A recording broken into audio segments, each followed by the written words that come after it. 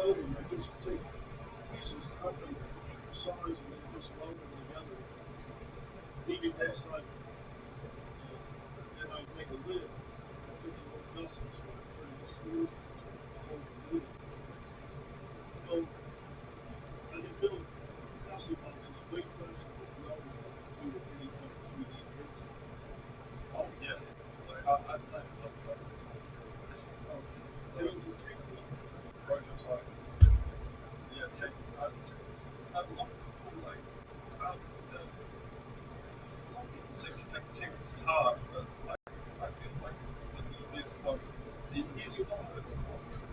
if you can solve it, okay, Yeah. Because there's no like time. There's no like time pressure like there's for me. Because yeah. you know, I've got to do it. Admittedly, the hand piece is referred to as a gun. In TIG welding, the hand piece is referred to as a torch. The torch is a thing only for heating things, not for polishing material. I guess I never noticed that. Can I do an off-topic question? So, I'm sorry, I'm kind of simultaneously designing a circuit, but how do I limit the voltage of a node really quickly? Like if the voltage randomly rises above 3 volts, I need to climb it to 3 volts, but it needs to react. This is like 100 picos. It's either diode or a TPS transient voltage expressor. Yeah. Are you sure it's gonna like react that quickly though? I think well, I guess look at the details of Xenas, but I'm sure Xenas are very fast. Like they use for electrostatic protection. Yeah, I know, but the electrostatics are not that quick. I've seen this sort of thing that has two diodes, one diode to one power supply, adjustable power supply. Yeah, pose. They call it a clamp, a bolted clamp, and it adjusts the window by adjusting. It sees a certain voltage, the red curve goes from one of the diodes to one of the strongest. So it's just two diodes, and they sit between. I'm trying to remember which way it's going.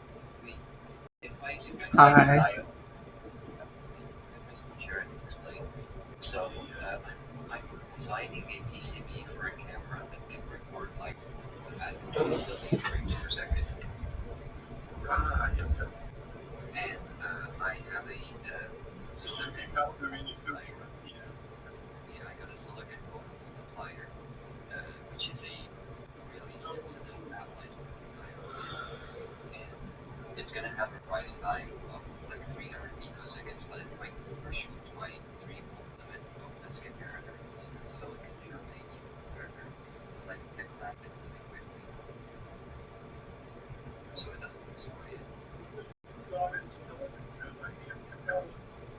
Yeah, this comparator has a rise time of 35 picoseconds and 8 gigahertz. It's made by the devices. I can show you that.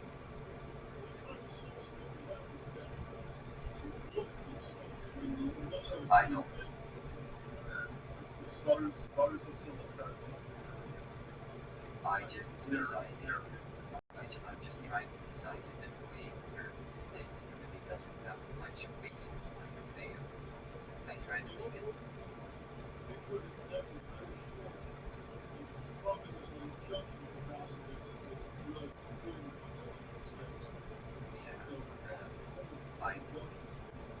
I will be rounded on the first layer of the PCB and then close. That's my plan. Oh, yes on that.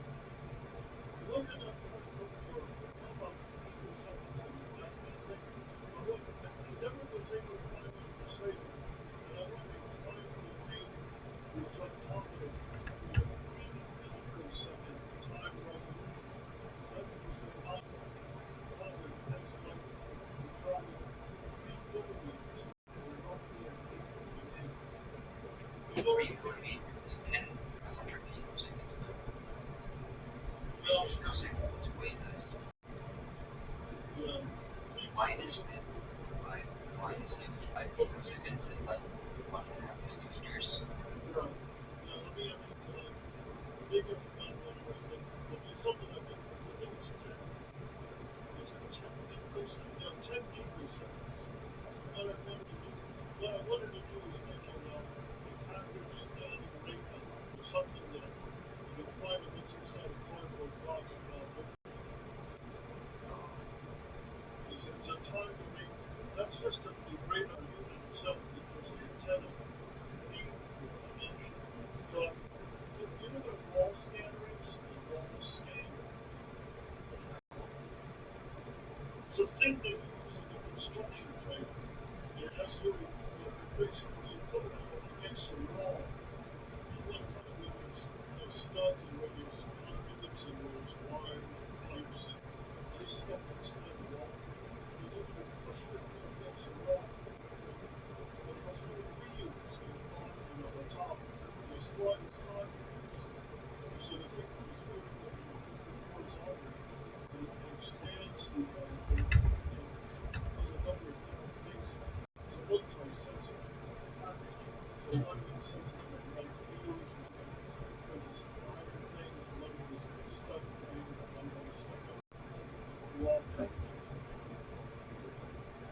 So they have lots of people explain for email and CMAP. So you understand the CMAP and find where the email is, you have to do it in two dimensions. You have to put just a thing with double lines and letter lines are perpendicular and you have to push down and then produce a picture with the revenue is 15 thick. And so you find if you need a little hole in the CMAP, a little pipe into it, yeah, so that's kind of thing I want, but I wonder what the problem is with the kind of wall standard is using like left little frequency needs to be gigahertz. And that's not high enough resolution. I need the higher frequency. I want to be able to look for minor details and things in one of the warehouse statements. You have to go from one place to one place. And they need some optics in how many boxes you have, then you put that across the ground around where you put the boxes. So there's no way to find out what's in the boxes because there's a warehouse that thinks it's so close together you can't put back because it would take a long time to get to it. But are you sure you need there to be a constant frequency? You said 2 gigahertz was too slow. That's a period of 500 picoseconds. Do you need there to be a constant clock? Now, I don't give a clock. It's called ultra-wideband radar is the gate time being received. So it doesn't use, it's a radar, it doesn't look like that. When you look at the circuit, it doesn't look anything like any kind of electronics that we're used to seeing. It doesn't have a high frequency or transfer. It doesn't use a sine, which ultra-wideband. So it just needs to be very time controlled gate. yes. So everything will be returns to so the receiver, after the transfer goes, the receiver, there's a delay that feeds the gate. And so if it arrives before or after the gate, don't witness it. It's only when it receives it that the gate is open. And it goes into a button. You might want to look into time flight detection. Yeah, that's what I was about to talk about.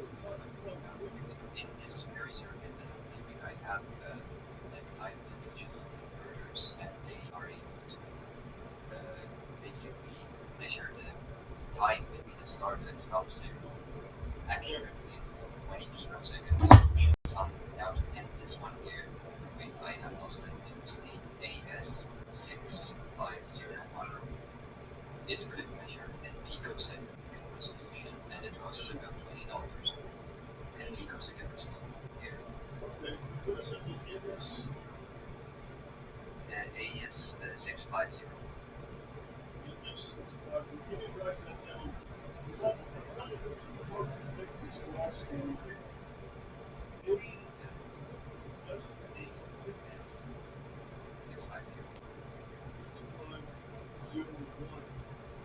can't. the only problem I did think about using it in my project, but the only issue with it is that it has specific time requirements. So first of all, it doesn't quite have a start signal. It has a 2 megahertz clock constantly running, and it always measures the like time between the last clock pulse and the stop signal. Yeah, I think, well, okay, so that has some internal. All I want is something that just, a switch, basically. It's a switch that lets the signal when it's enabled, and then the rest of the time it's disconnected. But the clock would be the clock on another switch. So the thing that needs the gate, the gate signal, signals the gate close or open. It's still on study. Do you need to be able to blame it, like make sure that it doesn't receive a pulse that's too early or something? Yes. Yeah. Oh, well, I guess just some find some very fast. Can you get logic working that fast? Logic It doesn't is have to be on the same device. If the signal that is given is an analog signal, the digital channel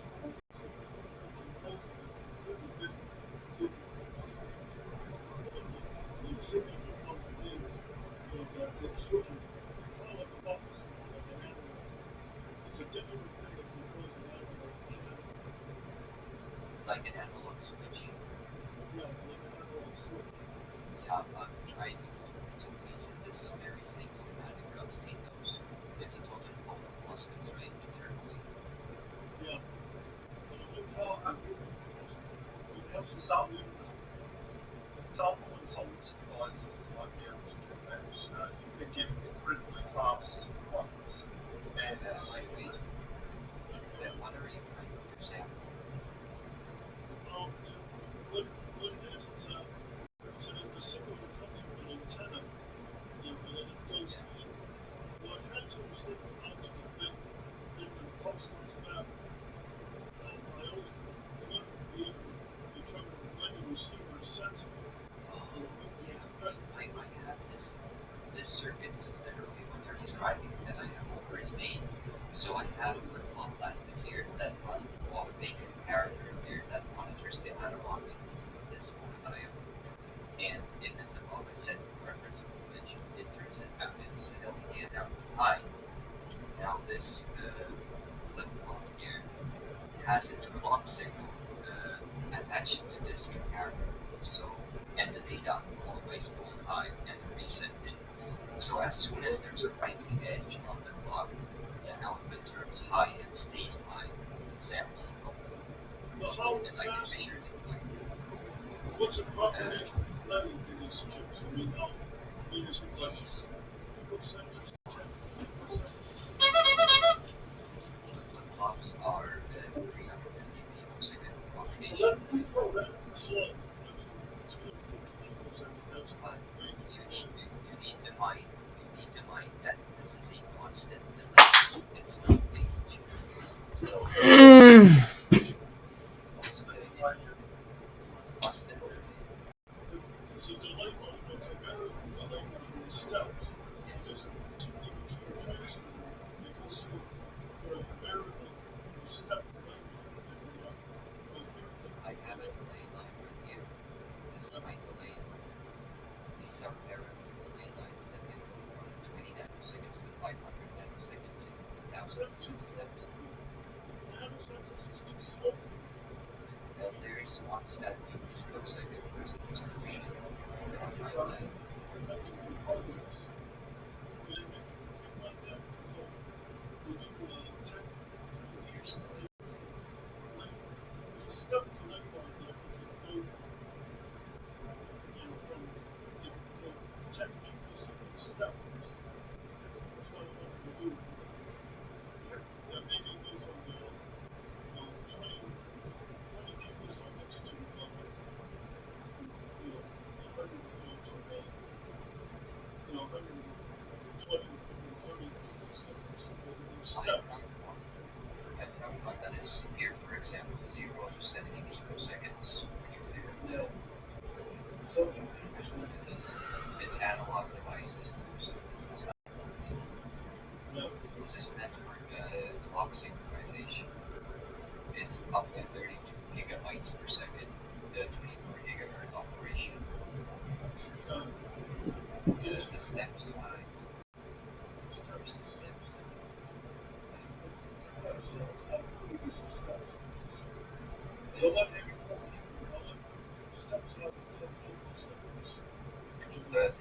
a propagation delay of 360 picoseconds. That's per setting, but it's a constant delay. It's always there. It's abstracted out. Well, it turns out that we run the delay from this pipeline. So maybe it's using it, maybe it's not. But basically it's an analog switching, which is Don't black your files. What is basically looking at you, trying to get the right pulses. And that's the receiver. I can't find them at the same time. So it seems that the chip would have to be very, very simple. Basically it's a gate and a signal. Yeah. So what One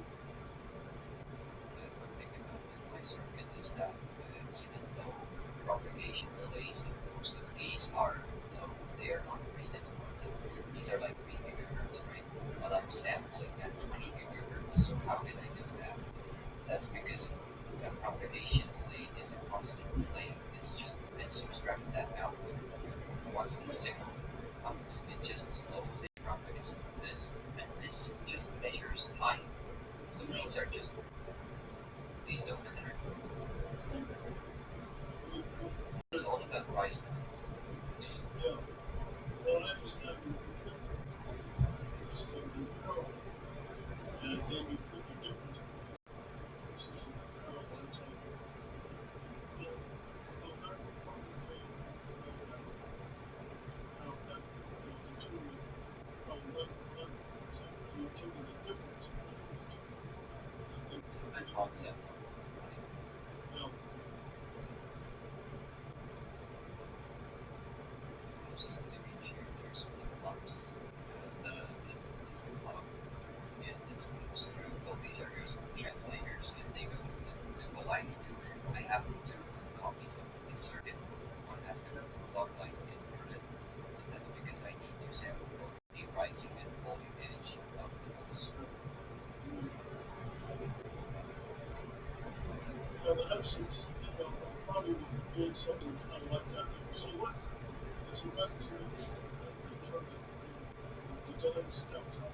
Probably I can the best solution these chips can do. These are cheap, so these are way under 50%.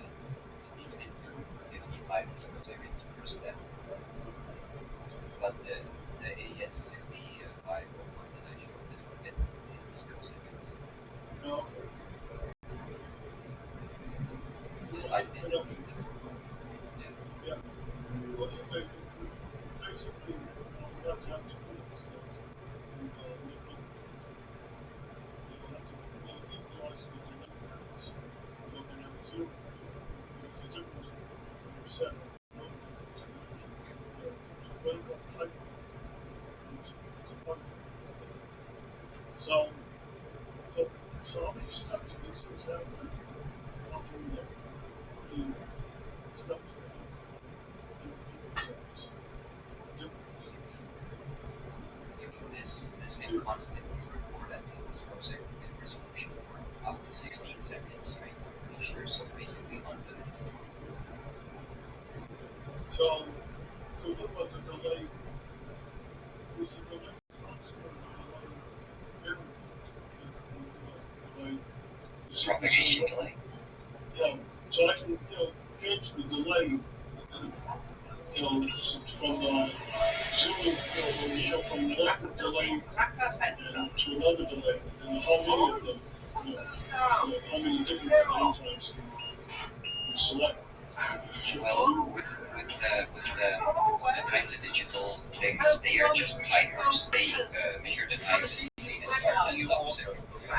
In order to inject delay, I have the start signal for these TDCs running through the delay chips. These are silicon delay lines. They're basically a chain of gates with a set propagation delay that you can like change over serial communication on command. Delay the steps between them, right?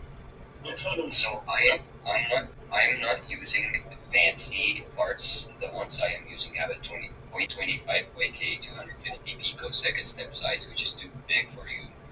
But there are ones that can do much lower. For example, this one that does 0 to 70 picoseconds, and I think it's in 1 picosecond steps. I'm not quite sure. Well, that would be not much more ideal. I want something in between that do 10 picosecond delay steps, so I can do at least like 32 or 64, selectable, step delays. Yeah. So basically, it's a transmitter that transmits on maybe plus, and maybe one every, 10 every millisecond or something. It's just a very low speed pulsing, and then it feeds into a variable delay line, and it feeds into a gate, a sampler home gate. That's what it's basically made out of. It's very simple-minded looking, but it needs to lots of picoseconds. I mean, it needs to be, and the windows, the windows are, the gate is only 10 picoseconds wide. Oh, you only have a 10 picosecond wide pulse. But the gate has to be, Yeah.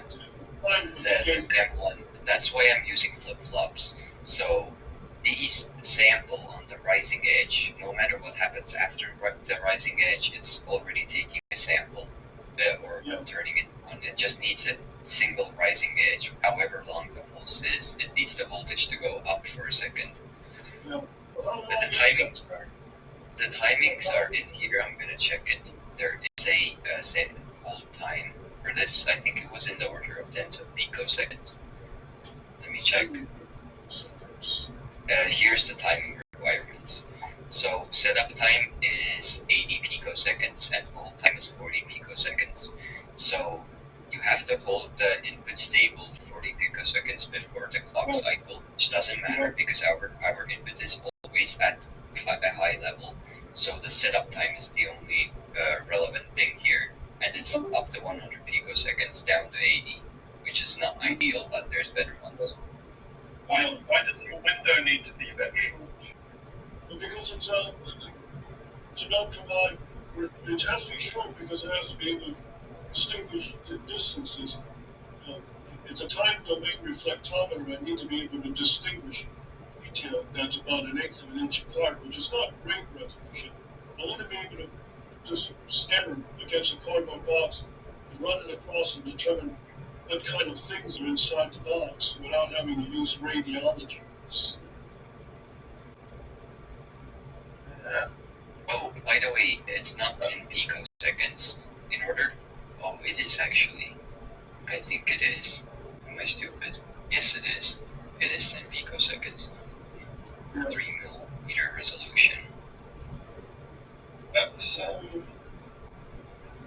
quite an Is to be able to look inside cardboard boxes without opening them. I mean, that's what the end product is. The end thing is to allow me to look inside cardboard boxes, which is mostly air and paper, air and metal, air and plastic. Wait, but your pulse width doesn't have to be 10 picoseconds. You could just fire a 1 nanosecond long pulse and measure the time it takes for it to come back. It doesn't have to be that short. All you need is an accurate timing. Just because it's too long, I won't be able to make out any details of the stuff in the box. Can't you, repeat the shot a whole lot of times in order to do that? Yeah, they can accumulate, but that's how you adjust the sensitivity profile. How do you get spatial resolution from this sort of radar? So radar is most radar are designed to work at great distances, and they have a lot of power. This is a radar that's used where the target is only a few inches away from the radar itself. Yeah, but I mean, mean angular resolution, like It has to be, the angular resolution is determined by the antenna slash beam forming system. That's a whole different section. There's the antenna section, and then there's the transceiver or the radar electronics, and then there's the control electronics, which is made of commodity devices. So this is a layer. Oh, are you looking to do some sort of synthetic like processing so that you can get some angular resolution? Because with antennas, you can't get more than you can't get particularly tight angular resolution. It's not super high resolution, so it has to be a fairly tight beam. It goes so far into a box. You have to be able to vaguely see if it's electronics or if it's books or if it's shoes or something. It doesn't need to be that high. There's a trade-off between angular resolution and total resolution, but this is something that will give me some manipulation of what's in the card. Like if you had a whole bunch of cardboard boxes and you want to know what's inside them, how would you do that? I mean, that's what it's for. It's for looking in a warehouse full of cardboard boxes. I think we're It's using slowly scanning radiant. us across the box. What? See, it's slowly scanning. Sorry. But we scan it across the box. So that's what I want. Is a box scanning radar. I moved the radar. I do the scanning. I tried using a product called Wallabot, WALABOT. That thing did not work for me. I am going to sleep. Bye. What's that? Everybody's disappearing and everything, so I guess I can't really get a straight answer to these things. I see. That's the finding. That's kind of like a fancy stud finder. Well, it's very fancy. Well, they have stud finders or multi-finders, and they have ones that there's one. I tried Wallabot, WALABOT.com. I tried that for that. They wouldn't tell me how to turn off the arena scans, and so but they ended up refunding my money, but they tell me to keep the damn thing. So it's just a fancy door stop now. Have you ever heard of Wallabot? It's made in Israel. WALABOT.com. Yeah, I'm looking at it right now. I tried using that thing and it just wouldn't go anywhere. I tried and tried for a year, and then my group, I had a group to try to figure out how to make that thing work for my needs, and I gave up after about 6 months. I couldn't, I'm not going to try to get another group of people to work on it. So it's just some stupid thing that I want to use for scanning. It just needs to go about a foot into the box. It doesn't have a long range. It's very close. It's a radar that works on things no more than a foot away from the device. Well, if Wallabot can't make it work well, i.e.